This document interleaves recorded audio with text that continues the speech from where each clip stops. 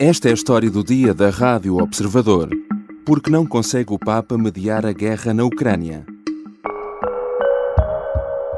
Verrebbe da chiedere, verso dove navighi, se non offri percorsi di pace, vie creative per porre fine alla guerra in Ucraina. Para que rumo se dirige a Europa, incapaz de oferecer soluções para uma guerra que se prolonga há já mais de um ano? A questão, em forma de inquietação, foi deixada pelo Papa Francisco no primeiro discurso que fez em Portugal, ainda antes de começar a participar ativamente na Jornada Mundial da Juventude. Francisco afirma que o mundo tem necessidade do que chama de verdadeira Europa, a Europa construtora de pontes não só no leste europeu, mas também noutros pontos do mundo, e coloca assim na Europa a responsabilidade de tentar resolver o conflito na Ucrânia. O Papa não é apenas o líder da Igreja Católica, é também chefe de um Estado que, por muito pequeno que seja, tem um longo historial diplomático, mesmo no que toca à mediação de conflitos. Mas, apesar de vários esforços, nem o Vaticano conseguiu progressos na guerra na Ucrânia. O que tem feito a Santa Sé para tentar resolver o conflito? E por que é que os esforços têm sido, até agora, condenados ao insucesso? São questões para a conversa com Paula Borges Santos, investigadora do Instituto Português de Relações Internacionais. Eu sou o João Santos Duarte e esta é a história do dia. Bem-vinda, Paula Borges Santos. Olá, João, bom dia. Obrigada pelo convite. Paula, neste discurso no Centro Cultural de Belém, o Papa insistiu muito na necessidade da Europa se revitalizar e de assumir o seu papel como construtora de pontes para a paz, tendo, obviamente, como pano de fundo a guerra na Ucrânia. Que análise é que faz também deste discurso? Bem, em primeiro lugar, eu acho que estamos perante um momento que é, talvez, gostaria de classificar assim, o momento mais ocidental, ou seja, mais europeu do Papa Francisco nos seus últimos pronunciamentos. O que é que eu quero dizer com isto? Quer dizer que, habitualmente, o Papa Francisco fala de outras regiões, dirige o seu discurso para outras zonas do planeta. Nós sabemos a predileção que tem pelas periferias e toca muito no cotidiano, nos problemas cotidianos de vários países que são esquecidos na ordem global, e desta vez surpreendeu-me que tenha enfatizado tanto a questão da Europa e apontar, e foi mais do que isso, foi mais do que falar sobre a Europa, foi apontar uma direção para a Europa. A Europa que classificou como o coração do Ocidente e que tratou no discurso como um ator coletivo internacional, apontando-lhe, pareceu-me, dois sentidos principais. O de encontro de uma solução de paz para a guerra da Ucrânia, responsabilizando muito aqui a própria União Europeia, e, por outro lado, o outro caminho, o da Europa afirmar-se como pacificadora de regiões que fazem fronteira com o continente europeu, e enumerou-as. O Mediterrâneo, é impossível esquecer a crise de refugiados, dos migrantes, a África e o Médio Oriente, onde existem outras guerras. Este discurso teve também, pareceu-me, o traçar de um sentido para o interior do próprio continente europeu, que é quando o Papa nos fala do problema do empobrecimento e apelou ao investimento na saúde, na educação, no Estado Social.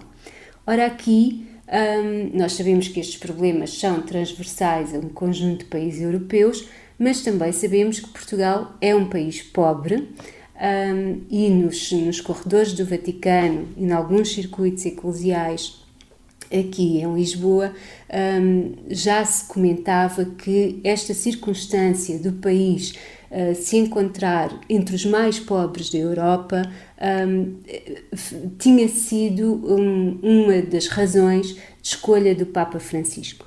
E pareceu-me que era uma forma subtil do Papa apontar, ou mencionar estes aspectos, saúde, educação, Estado Social, apontar as maiores fragilidades de Portugal no momento presente.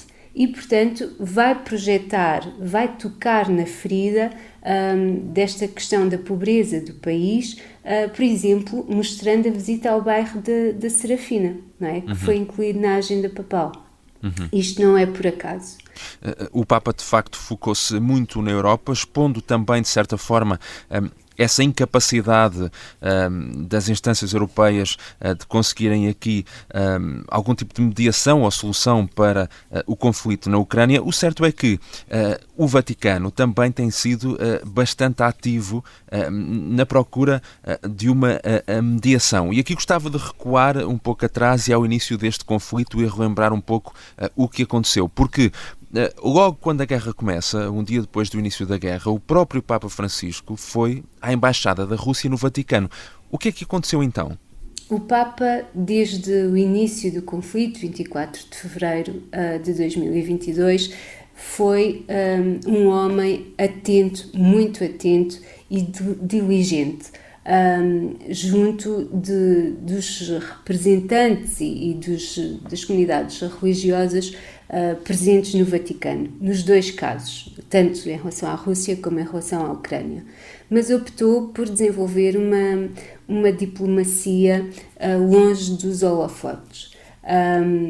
Envolveu-se pessoalmente nos primeiros momentos, mas eu diria que foi preciso o Vaticano ganhar tempo para montar, se quiser chamar assim, a sua equipa diplomática para a gestão deste conflito. Um conflito que também foi preciso avaliar como evoluía. Nós recordamos as expectativas iniciais que fosse um conflito militar de curta duração e todo o desenrolar da guerra acaba por exigir diversas prestações à Santa Sé.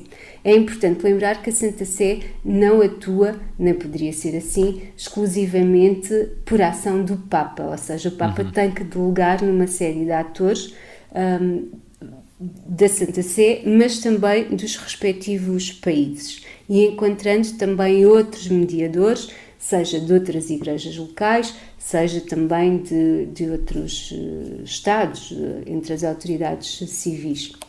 E aqui as várias comunidades religiosas também desempenham um papel importante, até do ponto de vista do diálogo, por exemplo, com a Igreja Ortodoxa Russa, não é? Io sono disposto a fare tutto quello che si deve fare.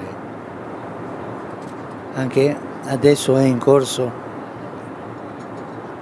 una missione, ma ancora non è pubblica. Vediamo quando sarà pública la dirò. Têm sido, de facto, várias as declarações públicas do Papa sobre a guerra na Ucrânia, mas como referia, obviamente, e quando falamos de diplomacia, muito é feito nos bastidores. Podemos dizer, e a Paula tem estudado muito essa questão da diplomacia da Santa Sé, neste caso ainda é mais discreta ou secreta, de certa forma, não?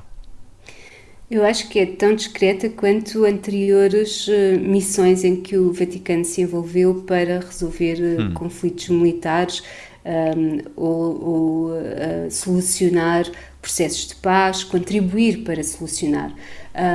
Será sempre mais um ator a contribuir para. Não vejo aqui o papel do Vaticano como sendo o ator que vai conseguir o acordo de paz para este caso, como já sucedeu, por exemplo, no passado, para o processo de paz em Moçambique, ou, por exemplo, no desbloqueamento das relações entre Estados Unidos e Cuba.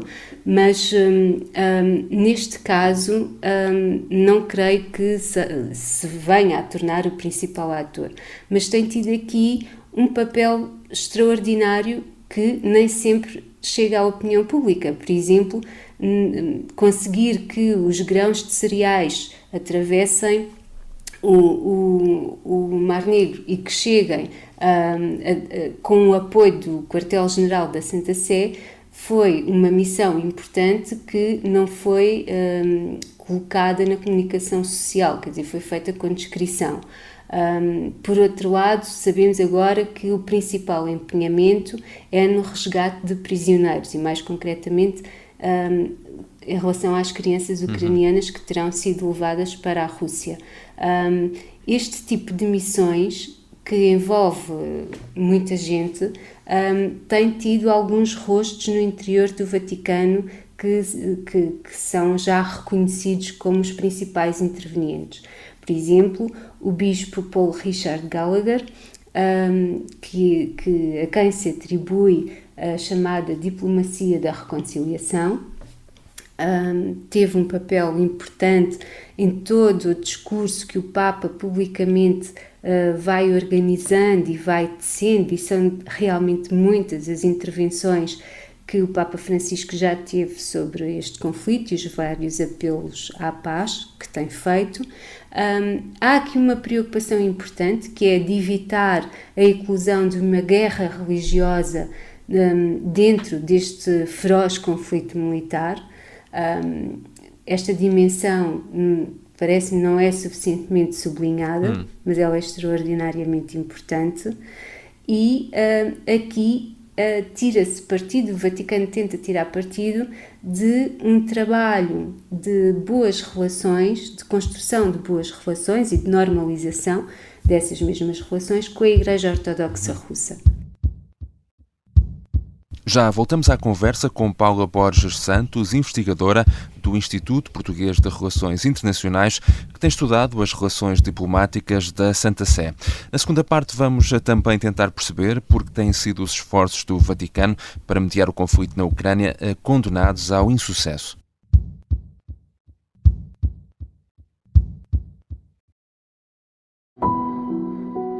Esta é uma história de intrigas, segredos e traições. É uma história de agentes secretos e de um agente secreto em particular. Vladimir Vladimirovich Putin. Esta é a história escondida de como Vladimir Putin montou uma teia de poder e guerra que começou no KGB e acabou na Ucrânia.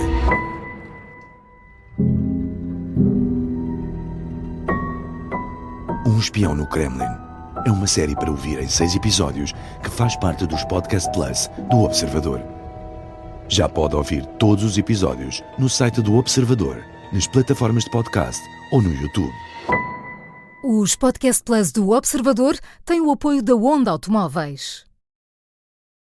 Estamos de regresso à conversa com Paula Borges Santos. Nós estamos a falar de esforços, do líder da Igreja Católica, não só do Papa, obviamente, toda uma máquina da Santa Sé, para tentar mediar um conflito entre dois países de maioria ortodoxa. Isso pode ser um dos entraves ou nem por isso? Como é que estão neste momento as relações com a Igreja Ortodoxa? Bem, eu acho que essas relações têm sido preservadas e continuam estáveis em relação àquilo que era o começo do conflito.